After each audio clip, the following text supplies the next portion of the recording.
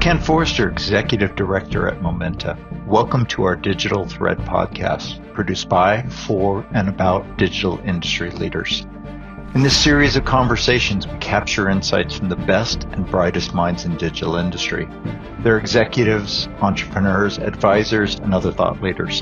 What they have in common is, like our team at Momenta, they are deep industry operators. We hope you find these podcasts informative, and as always, we welcome your comments and suggestions. Good day, and welcome to episode 218 of our Momenta Digital Thread podcast series. Today, I'm pleased to host Veena Lakkundi, Senior Vice President, Strategy and Corporate Development at Rockwell Automation, a $7.7 billion global leader in industrial automation and digital transformation, with more than 28,000 people across 100 countries. Rockwell's subsidiary, ROK Star Ventures, is the anchor limited partner for Momenta's fourth digital venture capital fund. Veena was most recently Chief Strategy Officer of 3M Company, a $32 billion global conglomerate operating in the consumer, safety, and industrial, transportation, electronics, and healthcare markets. Over 28 years with 3M, she ascended to key leadership positions to include Chief Ethics and Compliance Officer, Managing Director of 3M Indonesia, Global Vice President of the Industrial Adhesives and Tapes Division, and leader of the Technology and Transformation Services Organization, which included information technology, digital strategy, and business transformation. She's a board member of Trinity Industries, Clarity, a leader in OT cybersecurity, and the Rockwell Automation Charitable Contributions Board. A passionate advocate for diversity, equity, and inclusion, Veena serves as the board of Mindependent, a nonprofit focused on STEM K-12 programming in Minnesota. And she is the executive sponsor of several company resource groups. Veena has a bachelor's degree in chemistry and chemical engineering from Western University in Canada. Veena, it's a pleasure to welcome you to our Digital Thread podcast today. Thank you, Ken. I'm delighted to be here and look forward to the conversation. As well, this has been a long time coming, and I've been impressed with both your career trajectory, but already the influence and impact that you've had with Rockwell. So this is a very timely discussion. You know, we call this the Digital Thread podcast. So the first question I always like to ask is, what would you consider to be your digital thread? In other words, one or more thematic threads that defined your digital industry journey. Thanks, Ken. So let me start with kind of how we think about it at Rockwell, and then I'll click down into my own personal journey. So when we think about digital thread at Rockwell, we think about a technology platform that integrates data, systems, processes across the whole value chain. And the purpose of that is to integrate the value chain with digital capabilities to deliver superior outcomes. When I think about the key themes for my digital industry journey, it centers around innovation and thinking about how we start with customer needs in a way that we can combine the operational technology we have, the digital technology we have, and put some innovation into that to deliver outcomes that help make customers more competitive. So I would say it centers around customers. You know, I've been serving industrial customers for 30 years now through different roles, different lenses, whether it's from a technical lens or a business standpoint. And I'm always seeking to kind of figure out what is the problem that needs to be solved to unlock value for them.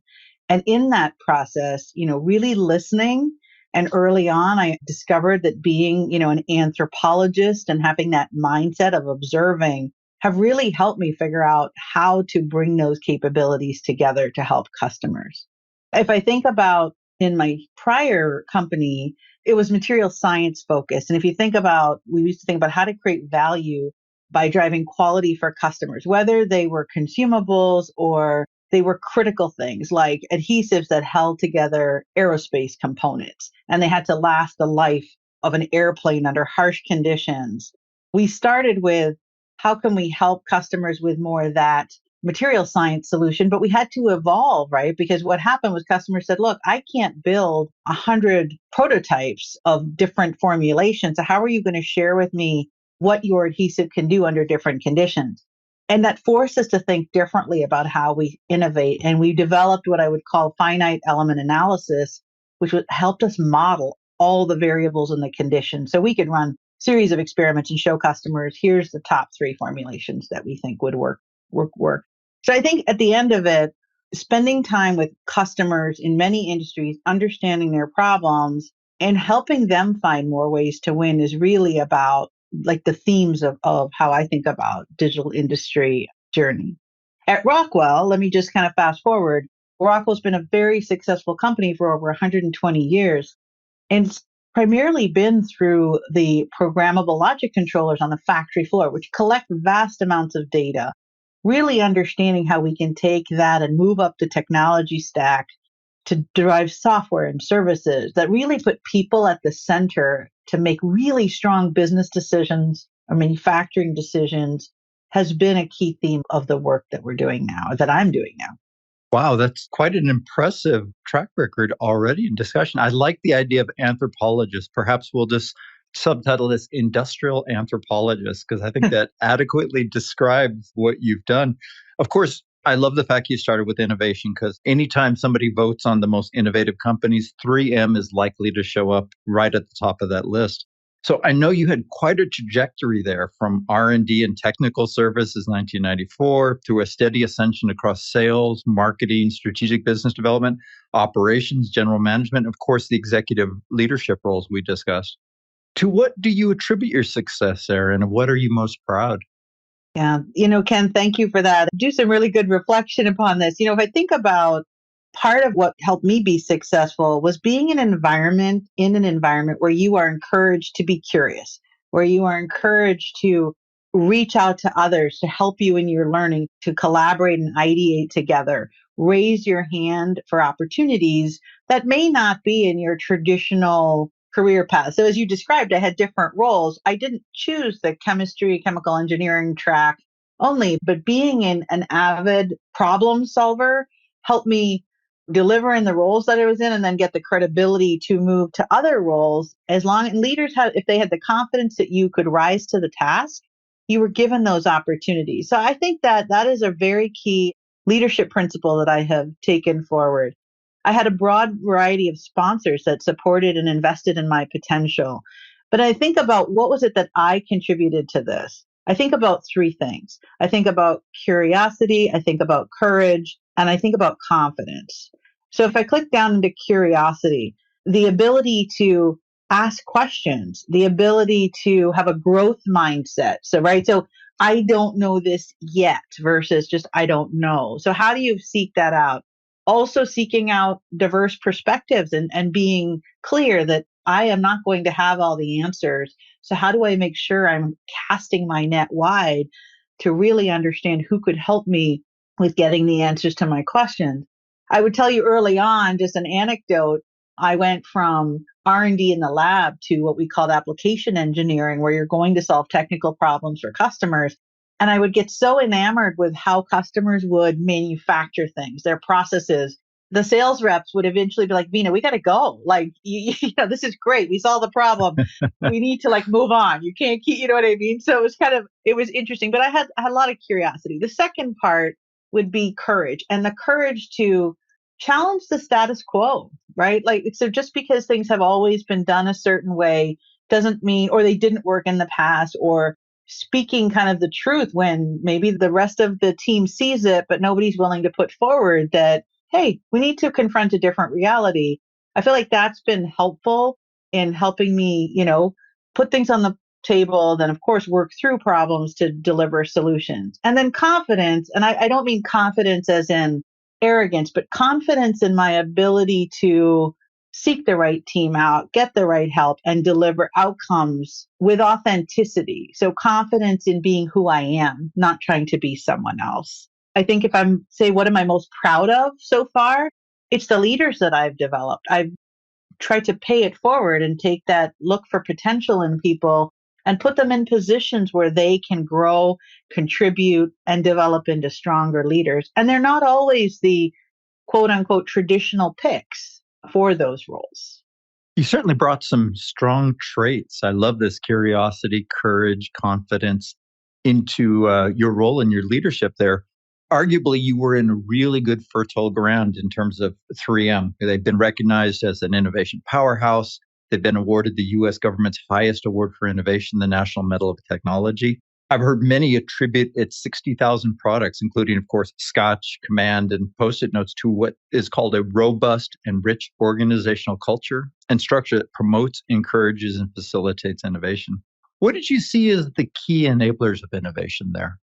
Yeah, it's a great question. Some things that I think for working there for so long you take for granted, just the collaborative nature of the scientific community. And we had this periodic table. So of course, being a chemist, I love periodic tables. Just so you know, my 16-year-old daughter thinks that's weird, but but kind of we had this periodic table of capabilities that were platforms across 3M. And they could be process, they could be material science. And for each one of those, there was an SME in 3M. And so technology was not owned by anybody. It was accessible to all. And it was the combination of those elements in the periodic table that would drive new innovation and new solutions for customers.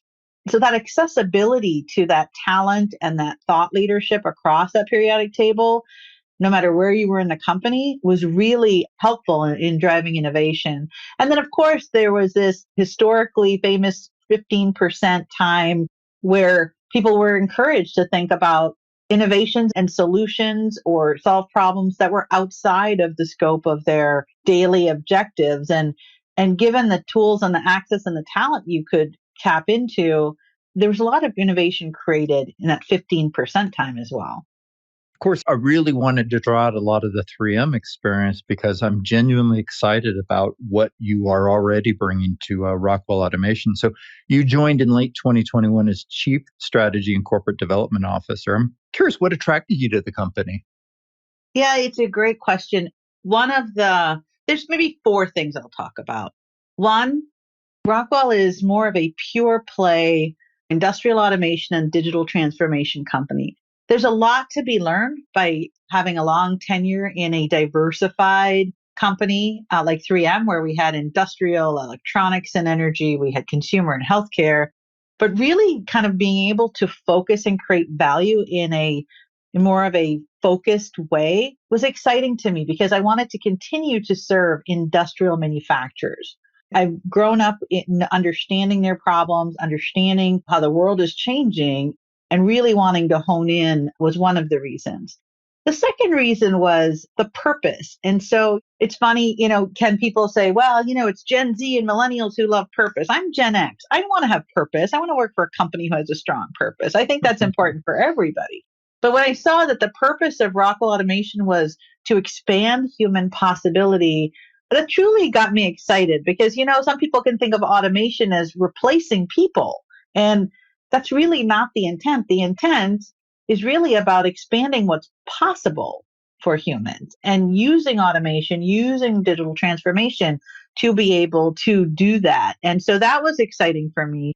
The third one was runway for value creation. So when I think about where the world is going and I think about some of the mega trends, obviously there's labor shortage, there's demographic shifts, there's, sustainability, all those things that are happening. The company that I'm now with is really well equipped to kind of grow into the future. It's really going to be more about what choices do we make to create value. So that was exciting to me in terms of a company that, again, has been, successful for 120 years, but willing to disrupt itself to find more ways to win with customers, right? Add services, add software so that being relevant with customers and helping them as they go forward is always the primary goal. And so that for me is exciting because I love disruption, not for disruption's sake, but to create value. And so that was the third one. The fourth one is the culture. So if I think about the culture of Rockwell, there are four cultural tenets that are so simple, but so meaningful. And I thought with these cultural tenets, I don't have to put effort into coming to work every day because this is how I operate. So the first one is, on a foundation of integrity, strengthening diversity, equity, and inclusion and driving sustainability. The second one is all about being willing to bring in a steady stream of fresh ideas.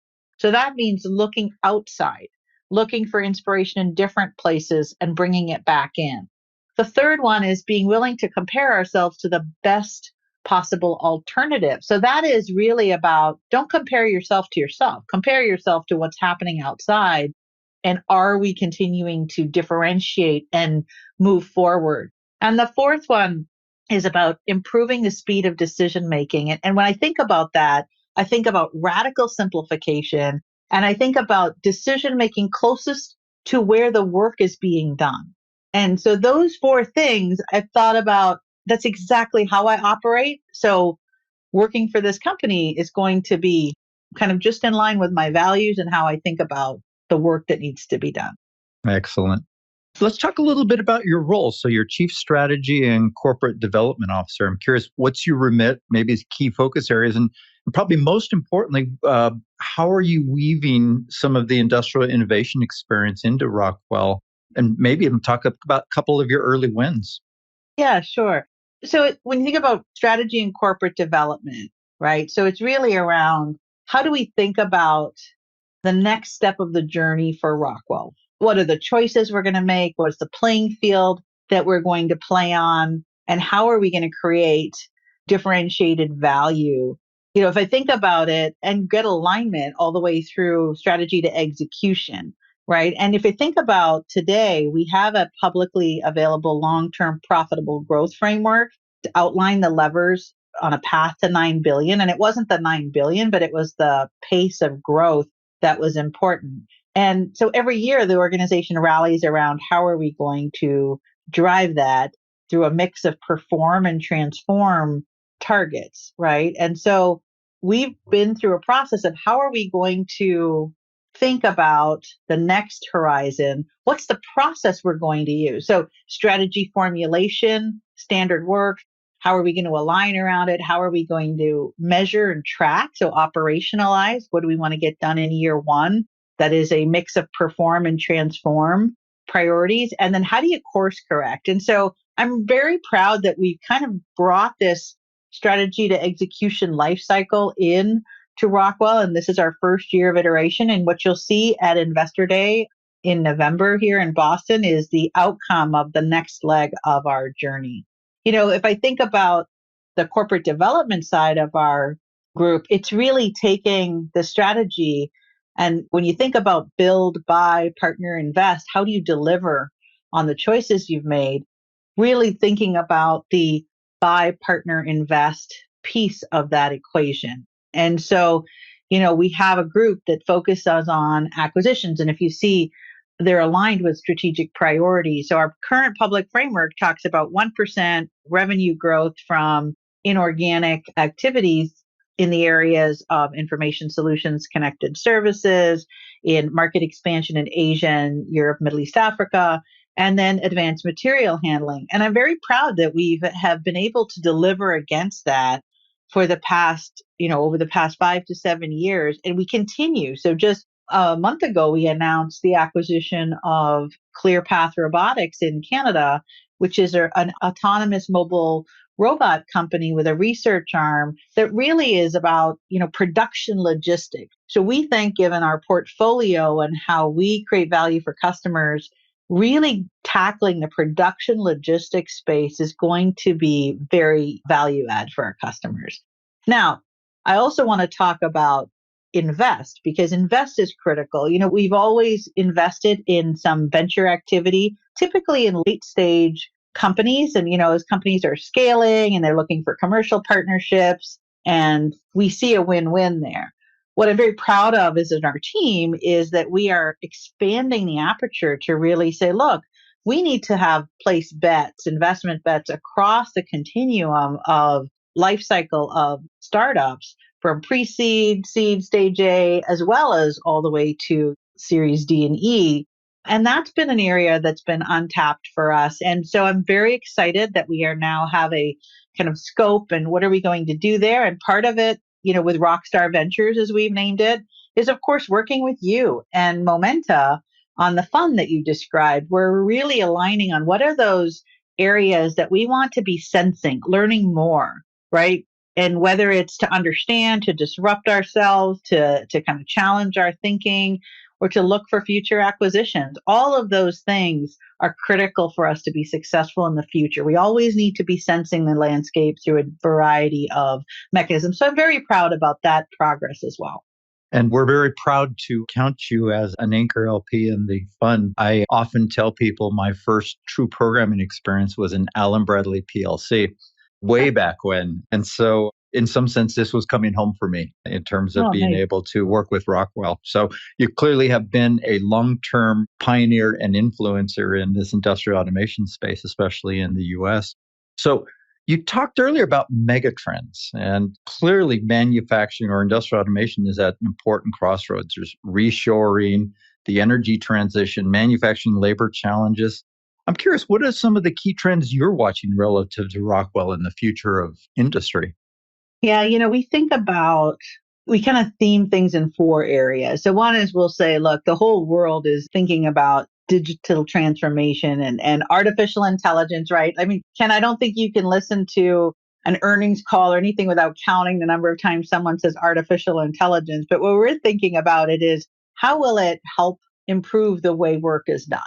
Right. So kind of how do we think about what those impacts will have? And, companies and customers are investing heavily because nobody wants to miss out, right? So there's this fear of missing out. Everybody wants to stay competitive. And so we see this kind of acceleration and race to incorporate more digitalization as well as AI to help companies be more competitive. And I think that's only accelerated since the pandemic. And so that's one. The second one is, energy transition and sustainability. And I say energy transition, people often think of that as kind of only renewables or only kind of carbon capture, green hydrogen. Those are really important. But we also work with the oil companies because they have to transition too. So our work is helping our existing oil and gas customers through their transition as well. And we think that that's really important to think about it holistically, right? And so I think that's an area, and we see so much investment, right? Over $2.5 trillion of investments kind of just going into fund energy transition over the next 10 years. The third area is this area of shifting demographics, right? So we talk about labor shortage, or we talk about having to reskill almost 50% of the global factory workforce in the next 5 to 10 years. We think about experienced employees retiring, and the new entrants to the workforce are digital natives. I mean, I think about how they learn, how they interact, and it's very different. So how do we make sure that we are with our own solutions and how we help our customers think differently about how to engage and enable new entrants to the workforce? And then the other one is we think about shifting demographics. Despite short-term or geopolitical concerns, there is going to be a shift of manufacturing even more so to Asia than it is today. If you think about it as a percentage from a global landscape. So we think about if 60% of the global manufacturing is going to be in Asia Pacific by 2033, how should we be thinking about our business and supporting our customers as they shift as well? And then the last area I would talk about is resiliency, right? So if we think about the impact on the global GDP just from the pandemic, right? I mean, there's data that would say decrease the global GDP by 3.5%. All customers, all of us, even us, we're looking at how do we become more resilient. I remember the days of just in time and long global supply chains. If you had like low mix, high volume, things would be shipping across continents. And I think the rebalancing that's happening right now is going to be about resilience. So maybe it's more regional sources of supply, or in some cases, for critical things, it'll be more national. And you see that in the government stimulus that's coming out across the world. And then I think that this no longer optional. So having kind of backup plans, having multiple sources of supply, these are all must-haves to operate in the new normal. So those are the four areas I would highlight. The fund we just kicked off is subtitled Industry 5, and of course, based on the EU Commission's focus on the Industry 5 initiative, which they subtitle as resilient, human-centric, and sustainable. And I've heard you mentioned each of those phrases through the conversation. Of course, digital is always associated with productivity in traditional industries, but it is interesting to see how much In what we like to call industrial impact, this is also bringing along relative to what we call people and planet. So I'm curious, where do you see the largest impact potential, and how is Rockwell Automation enabling its customers and partners to really be leaders in this in their industries? Yeah, it's a great question. Look, I think the impact of digitalization and digital transformation is really about the democratization of data and enabling people to make higher quality decisions and spend more time on critical thinking than what I would call data collection and crunching or manual manipulation of data. And so I think that is kind of how we're thinking about it, right? We think prepared people are core to the success of manufacturing in the future. And so that kind of, you think about what does winning look like? It's having highly trained, highly engaged workforce working in concert with advanced technology and automation. And so I think we do see people at the center of it, and we want to see technology give people superpowers. I mentioned this before, that they wouldn't have had before, because they're now spending their time on looking at high quality data to make decisions about what's next. And I'll give you some examples. I mean, our Calypso Consulting Services really does this on a daily basis. And they integrate things like PLM, product lifecycle management, with manufacturing execution systems, or MES. So someone formulating products that will then be scaled. If you can connect those two seamlessly, you can see the impact of formulation changes on manufacturing in a way that's very different than when I used to do factory experiments. I'd be doing a design of experiments. It would all be kind of in Excel or on, with some software, and it would be to some degree trial and error to refine where you wanted to end up. And that's expensive from a time, machine, materials, and people standpoint. And so I just think there's so much more we can do to empower people. The other area I would maybe share with you, Ken, is think about cybersecurity. So industrial manufacturers today have to think about it in such a different way than maybe they ever have before. And being able to connect a manufacturing site with the rest of the company's manufacturing sites, really take all the signals that come in and distill what needs to be reacted to, is actually a real value to many customers, because you can get so many signals from any data that you're kind of overwhelmed. And so we have developed our kind of global cybersecurity operations center that helps customers manage these alerts and really distills, here's where you need to take action. And so I still think people are at the center, maybe is my point, but how can we enable them to really, like we said, expand the possibility of what's possible?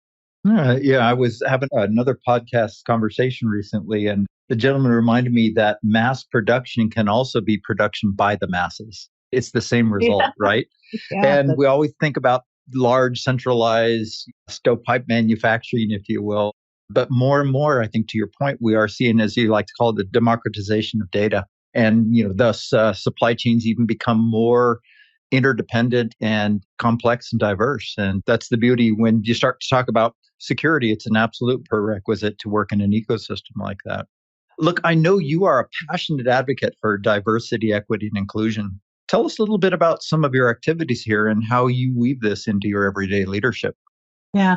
Look, I will start with, I see diversity, equity, and inclusion as just a mandate for good business, making good business decisions. I think if you exclude any part of the population, you're suboptimizing your potential, right? So think about women at the very highest level, the 50% on average of the population. If we don't have the 50% of the population at the table, then I think we're kind of not making good business decisions, right? So my point is, I start with, it's really important for the best minds to be sitting at the table where problems are solved and where value is created. And so in that vein, I also am very passionate about paying it forward and supporting groups that are underrepresented and feel that they need some additional support when they are the minority. I have been the only, in many rooms and many customers in many countries over 30 years of my career in industrial. And so I want to help empower others to take that next step, to kind of have the courage, what they see as needing courage to take a next step. And so I felt it's very important to be a role model in the sense of, if you can see it, you can be it, right? So pushing myself forward so others know what's possible. And at the very personal level, Ken, I have a 16-year-old daughter. I want her to know nothing is off limits for her, whatever her path is, right? So I'm very engaged with, you mentioned employee resource groups. So at Rockwell, I am the executive sponsor for the Asian Network in our Cleveland site, the Cultures Connected resource group, which is our diverse field employees in North America. And having been a salesperson in my prior company, understanding what that can be like and how to kind of help equip people with the tools they need and the confidence they need to keep pushing forward. And I've started these lean-in circles at Rockwell, which is really around taking a broad group of women, 10 to 15 women every year. We meet for a year to just really talk about things that are of interest to them and how to help them move forward. How to challenge the status quo, how to have constructive conversations and not feel diminished or minimized. And so it's really important to me, and how I do it in my everyday work too, is I'm always asking, like, if we are working on a plan for a certain region, where are the people from that region? Who are the people that are closest to the customers? Are they at the table, right? Even if we're thinking about talent reviews, like challenging some of the biases that I may observe. And I'm not perfect. So I don't mean to say it like I'm somehow have a better opinion, but I think it's important to bring that perspective to the discussion. I've heard you say at least twice in the conversation, pay it forward, which is, I think, is an absolutely great theme and probably very much describes your long-term vision, if you will, but also your leadership actions. And I think that's wonderful. In closing, I always like to ask, so where do you find your personal inspiration? It's a great question. I had to think about this one. Look, as I mentioned earlier, I am a lifelong learner because I'm very curious, and I'm always hungry to learn what's new, what's exciting, what are the things that I can learn to strengthen how I can contribute and add value. And I would say, look, I think however many years I've been working for 30 years, I continue to move forward. And last month I took a digital transformation course at Columbia University. And it was taught by David Rogers. And he was during that week launching his second book called The Digital Transformation Roadmap. And what I loved was not just like learning academically, but it was for other industry leaders as well, executives. And we could actually talk about his work in the context of how we were each facing, whatever it was, challenges or opportunities in our companies.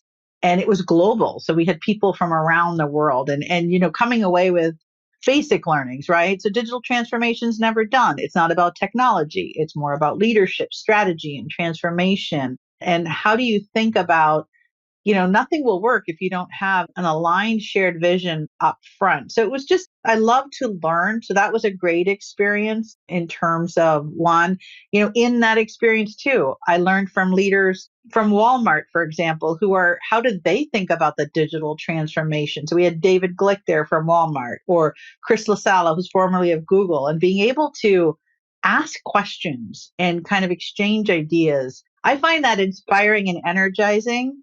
And then again, how do I then take all that learning and how do I apply it to the different parts of my life is exciting for me. Oh, yes. I can tell just based on the passion of this conversation. I must admit, this closing question I always enjoy because I'm also an avid reader, and I tend to always put to the top of the list books recommendations that come out and or podcasts, et cetera. So I'm not sure I'll be able to commute to a digital transformation session at Columbia, but I certainly will take a look at some of the proceeds coming out of that. So Veena, I really appreciate your time. This has been a great conversation. No, thank you so much, Ken. I really appreciate you taking the time. And, if I think about one message to leave you with, you referenced the paying it forward. I'm just excited because I think the best is yet to come in terms of what's possible. I fully agree. And I think that's for Veena, for Rockwell Automation, and I think for the industrial automation industry, and certainly impacted and influenced by your past innovation experience at 3M. So I'm genuinely enjoying the journey so far, but looking forward to the future. So this has been Veena Lakkundi, Senior Vice President, Strategy and Corporate Development at Rockwell Automation. Thank you for listening, and please join us for the next episode of our Digital Thread podcast series. We wish you a momentous day. You've been listening to the Momenta Digital Thread podcast series. We hope you've enjoyed the discussion, and as always, we welcome your comments and suggestions. Please check our website at momenta.one for archived versions of podcasts, as well as resources to help with your digital industry journey. Thank you for listening.